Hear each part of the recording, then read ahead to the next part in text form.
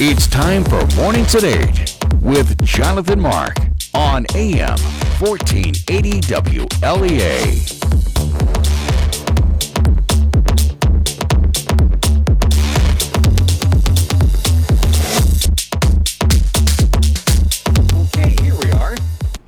No big deal. No problem. As a matter of fact, we do have a problem because the board isn't working. That's wasn't really expecting that. Oh my! Well, as I was going to say, or was trying to say, only nobody could hear me, is that it's unmistakably Monday. I guess so.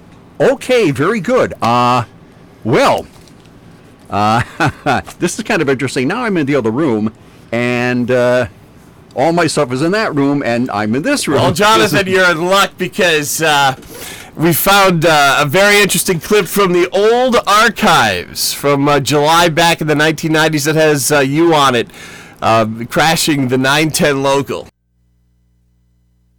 Did you have a nice fourth? Yeah, how about you? You didn't have a fifth on the fourth, did you? No, I didn't have a fifth on the fourth. Okay. The next Saturday, Wally, is this coming Saturday. This Saturday. Right, Jonathan okay, ask Jonathan. Okay, I will. Jonathan, is it this Saturday or next Saturday? Saturday? She says that that Saturday is not next Saturday, John. You don't tell me you agree with that. Yes, I do. Oh, This right. Saturday. But let me ask you, when is next Saturday? I would say next Saturday. Well, see, it all depends on how close you are to the date you're referring to. See, you've been listening to her. You're wheedling like she is. This is true, though, isn't it? Yeah, next Saturday is day after tomorrow. No. Well, hold on. Next week was last week. This coming week is the week after last Friday. I think that clears it up. Yeah, I never thought of it that way. That explains it. Yeah. Okay, so I guess that settled that. Clip from the 910 from the 1990s, the zaniness of Gary and Wally. For those who remember, our longtime former Los Angeles morning man Gary Gray and Marcia Everett. Oh my, yes sirree, Bob. Well, yeah, okay, so I did have plans this morning, but those are kind of gone now. Okay, where were we? Where much of anywhere were we? I can't believe this. Okay, fine. Yes, so it certainly was a very warm weekend, Friday and Saturday. I mean, it was hot. It was what was it, in the 90s? Oh no. Friday afternoon, it was pretty darn uncomfortable. And it was really uncomfortable. Now, we have, it's called an AccuRide to weather station, just like you have here at the station. Right. The same thing. So the temperature at 2:30 in the afternoon, I took a photograph of the digital readout. Really? The temperature was 101. And the heat index was, you see that? 117. Wow. The heat index was 117. The heat index, I looked this up, you take the relative humidity and the air temperature, and then you add them together, and you do some complicated formula, and you wind up with the heat index. So it felt like 117, possibly 118. I'm not quite sure. So it was a little warm. Saturday was hot too, hot and uncomfortable, but we did get yard work done. And we were out there and done by 10 o'clock in the morning, because Saturday was another hot one. But Sunday wasn't too bad. So, if we had a pool, I would have jumped in the pool. It was like that, except we didn't have a pool, so I couldn't really do that. Okay, now, I did mention Friday that I was going to talk about women in the Revolution, because when you think of the American Revolution, you think all guys, right? You think all guys. But there are a lot of women involved. A lot of women involved in the Revolutionary War. As a matter of fact, the names of the signers of the Declaration of Independence were revealed to the world in 1777 by a woman. Her name was Mary Catherine Goddard. She was a printer and postmaster to the Second Continental Congress in Baltimore. Now, okay, we're going to go over this one more time here. Delegates to the Congress agreed on the final wording of the Declaration of Independence on July 4th, 1776. And that night, a large single-page version of it, a broadside, was printed by a John Dunlap in Philadelphia. And the only name on the bottom was that of John Hancock. He was the president of the Congress. Now, we fast forward here a little bit, and a handful of delegates added their names in the coming months, and that's the one everyone signed, except almost everyone. one did not. So only people who had seen the parchment declaration would have known the names of the signers at that point. And all that changed as of January 31st, 1777, thanks to Ms. Goddard. According to an article about this woman in American History published by Harvard University's Declaration Resources Project, Goddard was born in 1739, and she was the daughter of a doctor and postmaster. As a young woman, she joined her brother William's printing and the newspaper business in Providence, Rhode Island. And then she moved with him to Philadelphia and on to Baltimore, where William established the city's first newspaper. Williams also set up the Constitutional Post. It was a mail delivery system. It was an alternative to the British postal system. And he named his sister as Baltimore Postmaster. And that made her the first female postmaster in the colonies and eventually the first one in the United States. Now, she also took over the publication of the newspaper from William, and when the Continental Congress fled from Philadelphia to Baltimore as the British advanced, she became their de facto official printer. And on January 18th, 1777, the Continental Congress issued an order that an authenticated copy of the Declaration of Independence with the names of the members of Congress subscribing the same be sent to each of the United States. And less than 2 weeks later, Goddard published what has become known as the Goddard Broadside. And that was the first printed version of the Declaration specifically intended for the preservation, and the first to list the names of all but one of the 56 people who signed it. And the missing name was that of Thomas McKean, who hadn't signed yet. And in her own name, across the bottom of the broadside, were the words Baltimore, Maryland, printed by Mary Catherine Goddard. And with its publication, her name as well as those of the signers became known to everyone. So she printed the first full version of the Declaration of Independence, and her name's at the bottom of it. Wow. Isn't that neat? Never knew this. Wow, yeah. And so a little bit of printing history, too. Now, I have a number of books on the Revolution. I'm really interested in the Revolutionary War for a number of reasons. And you could go through book after book and find these individuals, but there was this website called, All Things Liberty. And the specific item I printed out was Journal of the American Revolution. And it's about women of the Revolutionary War. And some of them are really interesting. Everybody knows about Abigail Adams, okay? John Adams' wife. I think there was a biography of Abigail Adams a number of years ago on the History Channel. Anyway, George Washington's mother was a big influence on him. His wife, of course, Martha Washington. Let me see. The soldiers really liked Martha Washington. And she would clothe them and feed them and bring supplies. And she set up a sewing circle of officers' wives. She traveled every year to winter quarters with her husband, so she didn't stay in some warm house or something. She was out there, in the field. And there was Lucy Knox. She was the wife of Henry Knox, who was the father, I guess, you can call him the father of American artillery. And that's who Fort Knox is named for, is Henry Knox. And he was, as I said, he was in artillery. So let me see here. Where was I?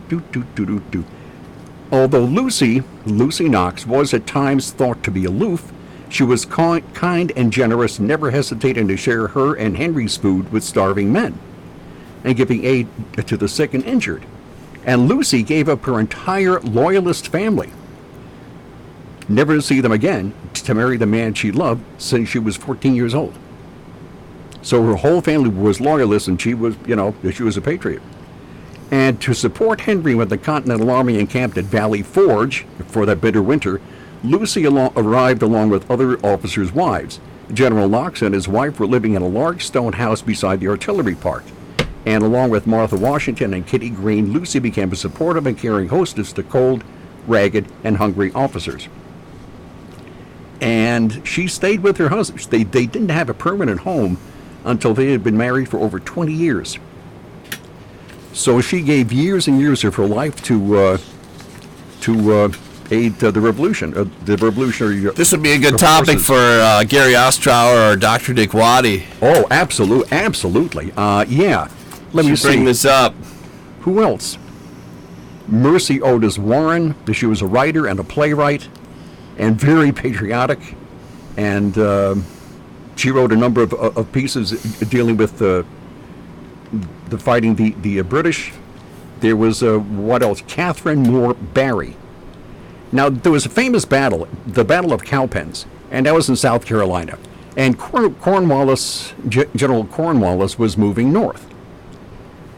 And the only thing that we had really to fight him was militia. We had some Continental troops, but mostly it was the militia. So here comes Cornwallis and his gang, and they're in South Carolina. Now we got to round up as many militia as we possibly can. And Catherine Moore Barry became the heroine of the Battle of Cowpens. We won that battle, by the way. So she went out and rounded up all these militia all by herself. So there we have that. We have, let me see, this is really interesting. Nancy Hart. And I'll just read this for you here. This is in Georgia. Here's a woman known to have a hot temper, fearless spirit, and no hesitation to deliver revenge if she felt herself or any member of her family had been harmed. Now, the story starts off, 6 British soldiers stopped at her cabin, this is in Georgia, in search of a Whig leader. And they wanted to know, if this guy had stopped at her farm. And the man had stopped there, but she said, no, nobody's been here. So convinced that she was lying, one of the Tories shot and killed Hart's prized turkey. And then he ordered her to cook the bird. Not very nice, really. So they entered the cabin, they stacked their weapons in a corner, and demanded something to drink. So Hart obliged by serving up wine. And as the soldiers drank the wine and got pretty well hammered, she sent her daughter to the spring for a bucket of water. And she secretly instructed her daughter to blow a conch shell kept in a nearby stump to alert the neighbors that Tories were in the cabin.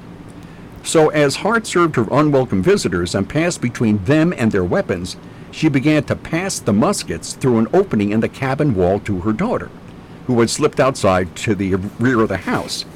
And when the soldiers noticed what was going on, they rushed to try to retrieve their muskets.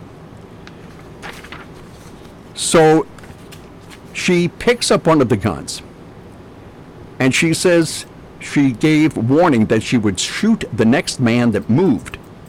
And one of the guys moved, and she shot him dead on the spot. Bang. So she held the rest of them off with another gun until her husband Benjamin had arrived. So Benjamin Hart wanted to shoot the remaining hostages, but she insisted on hanging them. So in 1912, workmen grading a railroad near the site of the old Hart cabin unearthed a neat row of 6 skeletons that lay underneath nearly 3 feet of earth and were estimated to have been buried for at least a century. In 1912, at least a century, which put it 1812, and the DNA testing and all that stuff. Sure. It's probably those guys. Wow. So she insisted on hanging them. Wow. Okay. Very good. Let me see, who else have we here? Yeah, we have a lot. We have a lot. Oh, here's another one. Lady Esther de Burt Reed. She was born in London, but met an American, Joseph Reed, and they were married on May 31st, 1770, and eventually moving to Philadelphia. And as the revolution progressed, Esther became disenchanted with her homeland and began to support the American cause. And to show her patriotism, Esther established the Ladies of Philadelphia. The organization raised an enormous sum of $300,000, which was a massive fortune for the troops, by going door to door asking for donations. So Esther suggested to General Washington that the money be divided up and given to the soldiers. Although Washington was more appreciative for the more than appreciative for the gift, he felt it would do more good if it was used for clothing. So the women of the Ladies of Philadelphia bought linen sewing shirts up for the American troops. And who else have we here? Oh, that's right. Battle of Washington Heights, Fort Washington. Fort Washington. Women in the Revolutionary War were tagged as camp followers. And a lot of them were wives and girlfriends of the soldiers, and some were, well, anyway, they were camp followers. And on November 16th, 1776, while they were stationed in Fort Washington, the fort was attacked by British and Hessian troops. And what was her name again? Where we go here? I'm getting there. Okay. Margaret Cochrane Corbin. Her husband, let me see, was her husband John was assisting a gunner at a cannon who was ultimately killed during the battle. Then her husband John took over as gunner until he was killed. And Margaret, known as Captain Molly, had no time to mourn and continued firing the cannon alone until she was wounded. She injured her shoulder, she mangled her jaw, she never fully recovered from the wounds and was left without the use of her left arm for the rest of her life. And that was at the Battle of Fort Washington. So, yeah, women played a pretty important role in the Revolution. And you never ever, rarely do you hear about that. Okay, we are going to take a break right after I tell you about the Ryan Agency. Now, the Ryan Agency, they're knowledgeable, they're friendly, they're local, they know a lot about insurance, and if you don't know about insurance, it can get pretty complicated. They're friendly. They're a Dave Ramsey endorsed provider, I think, right? Yes. You can give them a call here in Hornell at 324-7500. The Ryan Agency.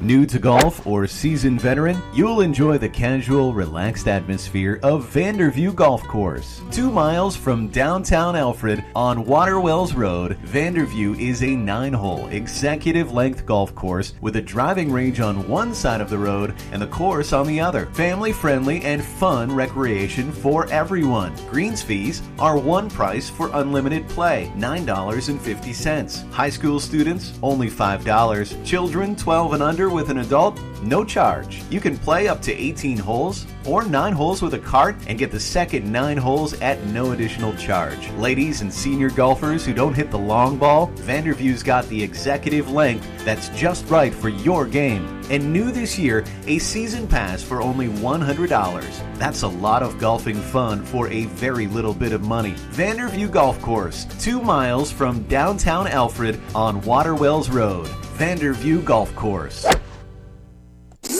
From the Fox Sports Studios in Los Angeles, here's Eddie Garcia. Good news, bad news for American soccer. The U.S. women won the World Cup final, beating the Netherlands 2-0. Megan Rapinoe scored a goal. She wins the Golden Ball as the top player at this year's World Cup. She also won the Golden Boot as the top scorer. For the U.S. women, it's back-to-back World Cup titles and their 4th World Cup championship overall. For the men, they played in the final at the Gold Cup in Chicago, and they were shut out by Mexico 1-0. In baseball, we had the final games before the All-Star break, with the Dodgers losing to the Padres 5-3, but L.A. leads the major leagues with 60 wins in the first half of the season. The Astros walk off with an 11-10 win over the Angels. That was in 10 innings. Houston is tied with the New York Yankees for the most wins in the American League at the All-Star break with 57. Yankees fall to the Rays 2-1. Cubs lose to the White Sox 3-1, while the Brewers fall to the Pirates 6-5. So Chicago leads the NL Central by just a half game on Milwaukee at the All-Star break. From the Fox Business Network, markets around the world feeling the sting of Friday's U.S. jobs report, which was unexpectedly strong, dampening hopes that the Fed would cut interest rates. All major indices down except for Brazil, following Wall Street's drop Friday. Germany's Deutsche Bank announcing major restructuring, slashing 18,000 jobs by 2022. Nearly 1 in 4 Americans say they don't ever plan to retire. Nearly 1 in 4 Americans say they don't ever plan to retire, according to a poll out by the Associated Press and the Nork Center for Public Affairs. Roughly another quarter of the people in the survey say they'll work beyond their 65th birthday. And Spider-Man: Far From Home dominating the July 4th holiday weekend, snagging $185 million over the 6 days, giving Sony Pictures one of its best weeks ever. With the Fox Business Report, I'm Lillian Wu.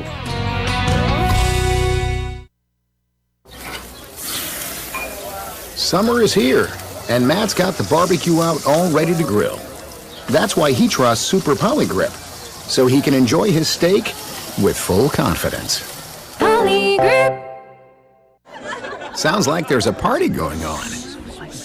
But something's missing. The birthday gal's arrived. And thanks to Polydent, her bright smile is anything but a surprise. Polydent. Today at Simmons Rockwell Nissan in Horseheads and Hornell, drive away in a new Nissan Murano lease for only $299 a month. A new 2019 all-wheel drive Nissan Murano S model with a 3.5 V6 engine, 18-inch alloys, forward collision warning, lease with no money down for $299 a month for 36 months. Only tax and DMV fees are due at signing. Shop Simmons-Rockwell.com. Okay, and we are back. That's right. Well, what did I say at the top of the hour? Unmistakably Monday.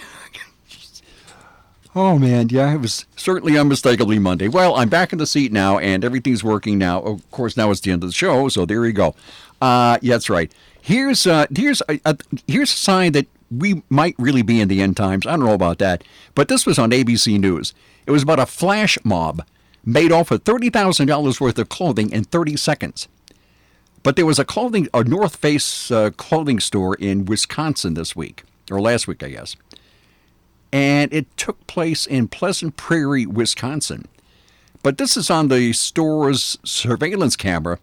Is these 10 guys entered the store one at a time, and the whole thing took like maybe 4 or 5 seconds. All these guys walk in the store, grab a bunch of clothing, and run out of the store. I mean, they were like 10 guys.